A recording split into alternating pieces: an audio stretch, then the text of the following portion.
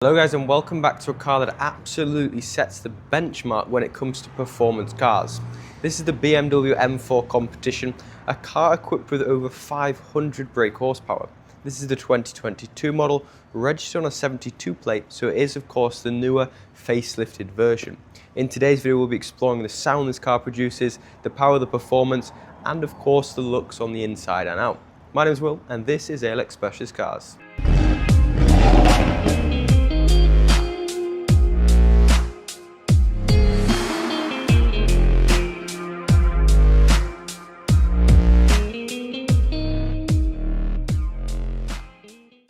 Now the BMW M4 Competition launches from 0 to 60 in around 3.5 seconds, which is obviously just absolutely insanely quick and an insane amount of power.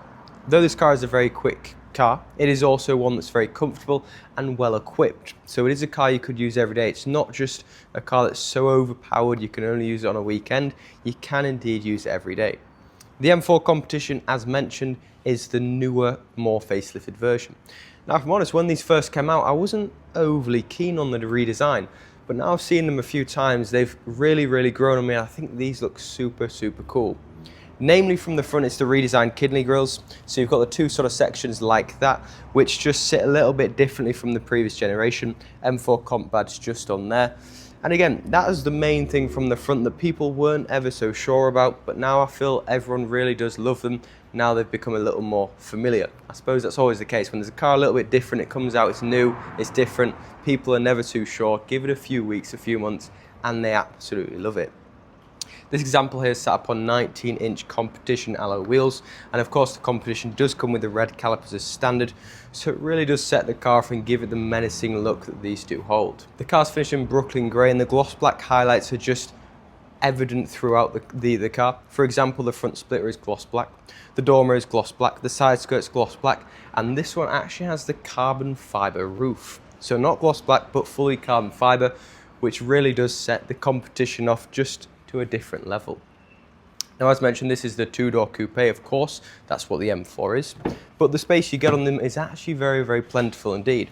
Just looking into the interior here, you've got the M4 Competition seatbelts. Those come on the Competition with the comp colours, which I think set the cabin off, and the M4 sort of emblem on the seating themselves does indeed light up. The seats are electronically adjustable. You've got carbon fibre on the interior as well as the exterior. We'll explore that in a little more detail in a second.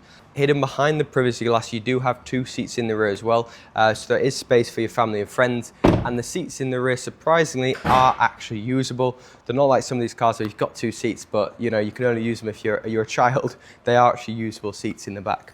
Now, from the rear, of course, the car is redesigned as well. The lights are the main thing, similar to the front, that have been changed. But of course, the M4 gets the quad tailpipes. The gloss black diffuser continues around the rear. The boot is electronic, so you just push the button and it opens. And you also get the nice gloss black spoiler on the boot sill.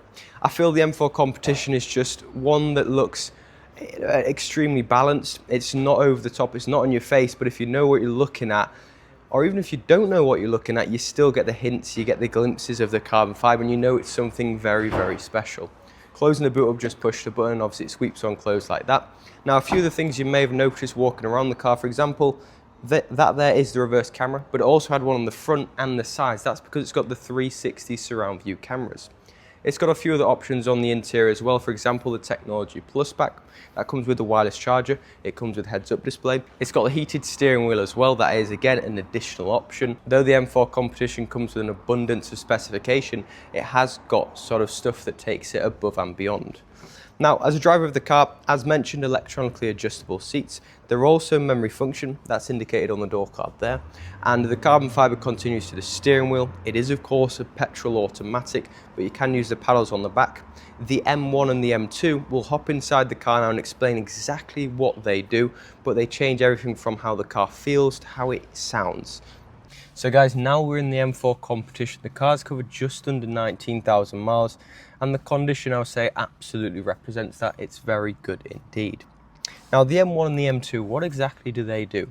Well, I'll push the start-stop button. I won't start the car just yet, just to show you the screen and what it changes.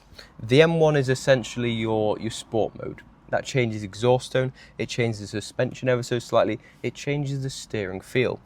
M2 takes that up a level, it makes it sort of so that you use the paddles, it switches it into a more manual mode. It puts the exhaust, the steering and the other things I mentioned into Sport Plus, so it's a level above that, and it really does make a very noticeable difference in the exhaust tone and all the other things we mentioned. Some sports modes, I feel, they don't really change anything that much, but this definitely does. Even the ride quality, it's a massive difference, which is one of the main reasons you could use this car every day if you did want to. Now, if you've had a BMW before, you'll be relatively familiar with the features it comes with.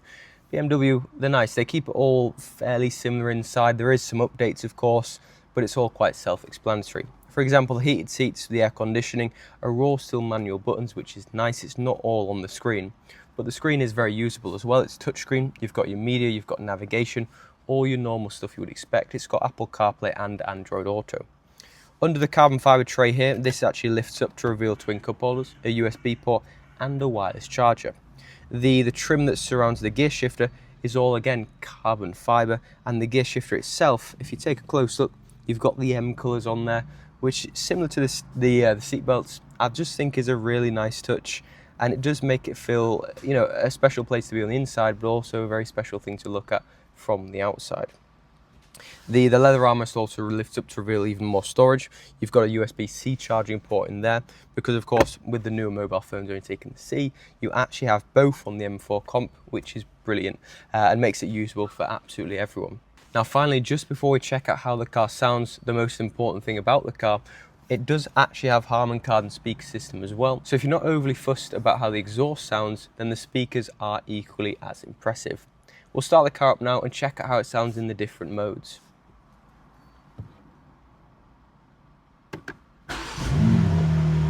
Now we've allowed the car to warm up, we'll first check out how it sounds in normal mode, then M1, then M2 to show you a comparison.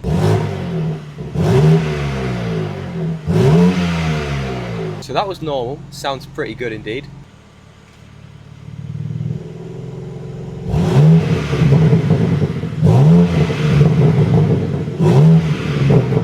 That was M1, the sport mode, still sounds very good indeed, but this is M2 next.